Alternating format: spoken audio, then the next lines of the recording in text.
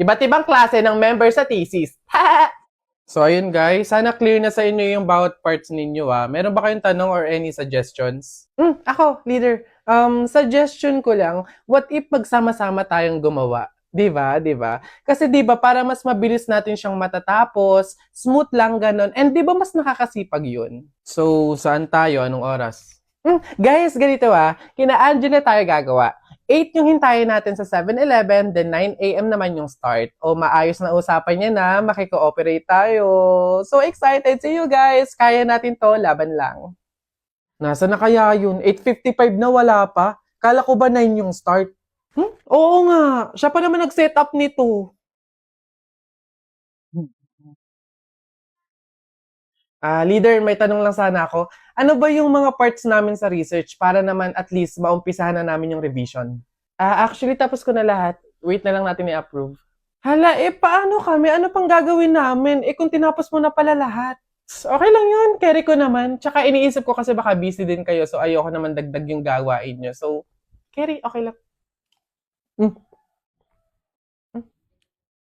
Uy, may chat si leader Voice message. Guys, pasensyahan na lang po sa mga walang tinutulong dyan FYI, individual pa din po yung grade. So, good luck na lang sa inyo. Nakakapagod na sa totoo lang. Yun lagi na lang ikaw yung gumagawa. Te, hindi mo kami pinatulong, te. Sinabi mo, tinapos mo na lahat. Ngayon, magreklamo ka. Mats din tong leader na to So, ayun guys, start na tayo mag-print out ng research natin. Need natin magambagan ng tig 100 pesos. Beb, how much ba lahat ng print? Siguro mga 2 to 300 pesos. Okay lang naman siguro, no? So, ako na bahala dito. Para naman mabawasan na yung pag-iisip ninyo. And gets ko naman yung iba na medyo kapo. So, ako na to. Ako na din bahala sa food ninyo, sa print out, book bind, and everything. Basta, kayo na bahala sa buong papers ng finals. Okay lang naman siguro yun, no? Shucks, guys! Good luck sa defense natin bukas, Kaya natin to. Yes! Good luck sa atin, guys! Let's go! Lo, Saan lumitaw yun? Ay, buhay ka pa pala, be. Halos buong semester ka kasing hindi naggalaw ng baso, Dinaig mo pa yung multo, at least nagpaparamdam. Ikaw halos hindi na. Ikaw buong introduction,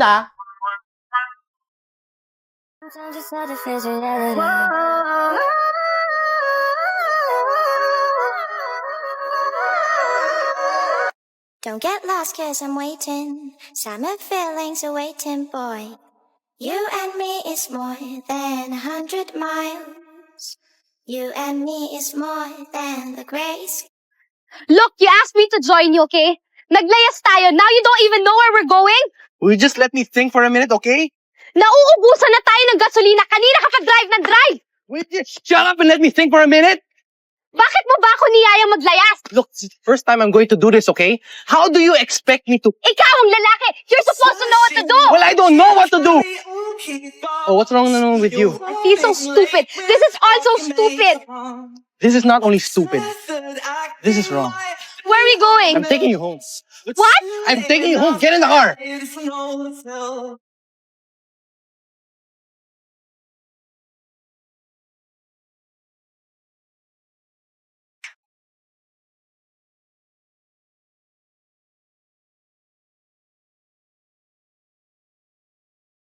Ba, ba, ba, ba, ba. Now watch me whip. Hey, now watch me nay.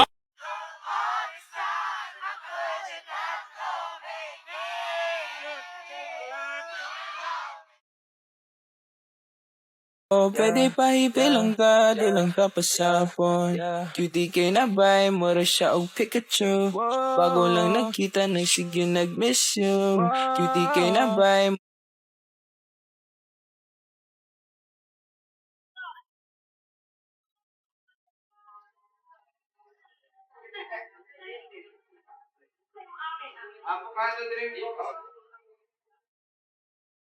Mark, tigilan natin to. Maghiwalay na tayo. Bakit parang ang dali lang sa'yo ng lahat? Sasayangin mo yung ilang taon, ha?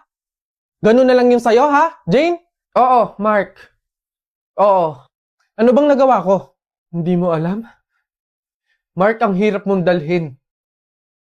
Ang hirap mong buhatin sa relasyon na to. Habang tumatagal tayo, parang wala namang nangyayari eh. Jay naman, magagawa naman natin ito ng paraan ah. Kailan pa? Kapag hindi na natin alam yung gagawin natin? Kapag ubos na tayong dalawa, ganun ba? Mark, may pangarap din ako. Gusto kong gumanda yung buhay ko. Pero kapag kasama kita, nahahatak lang ako pababa. Ayoko nang sumama sa paglubog mo, Mark. O sige kayo na pogi, sige kayo na pogi. Basta sa akin yung dating. Sa akin yung dating. Panis yung mga pogi. Panis! Kahit pa na patsideng. Kayo gumagawa ng grades nyo. Kung kami gumagawa ng grades namin, hindi ganyan yan. Pinakamababa dyan, 97.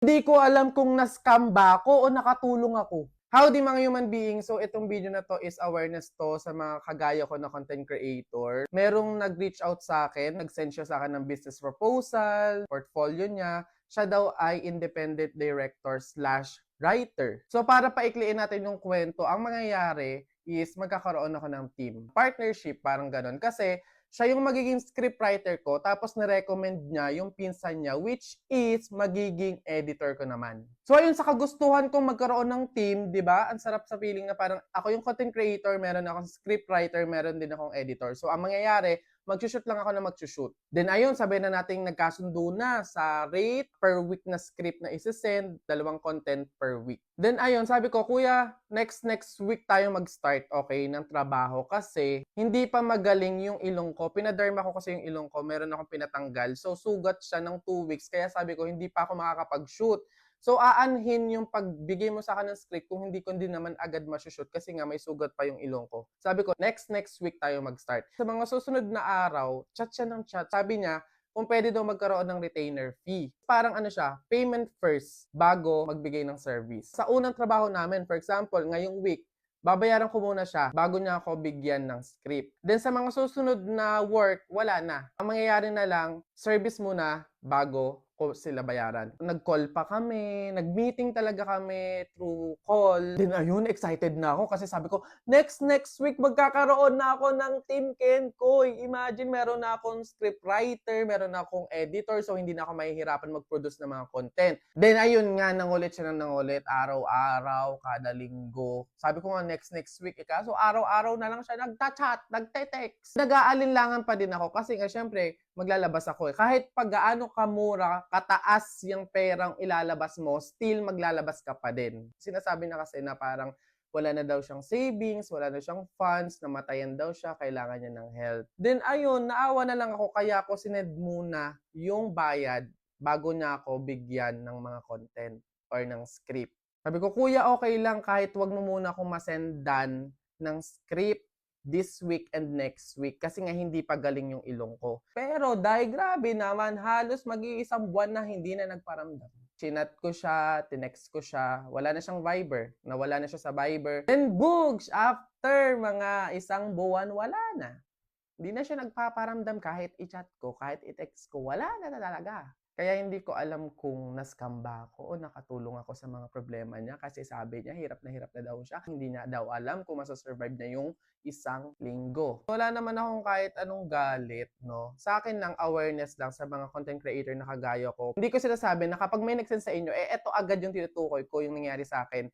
Siguro maging aware lang tayo or wag masyadong mag-trust and magpadala sa awa. Kasi syempre at the end, ikaw pa din yung mawawalan. Ikaw pa din yung possible na maloloko. So ayun, wala na ako iba sasabihin. Kundi kung napapanood mo to, tulong ko na lang yan sa'yo. Good luck sa future. Ikaw na bahala, okay? Tingnan mo, pati hanggang huli, inisip pa rin kita. Visit ka. Basta ayun na sa mga content creator na kagaya ko, maging aware, maging matalino, sa kahit ano pang situation. Huwag magpagaya dito. Yun lang.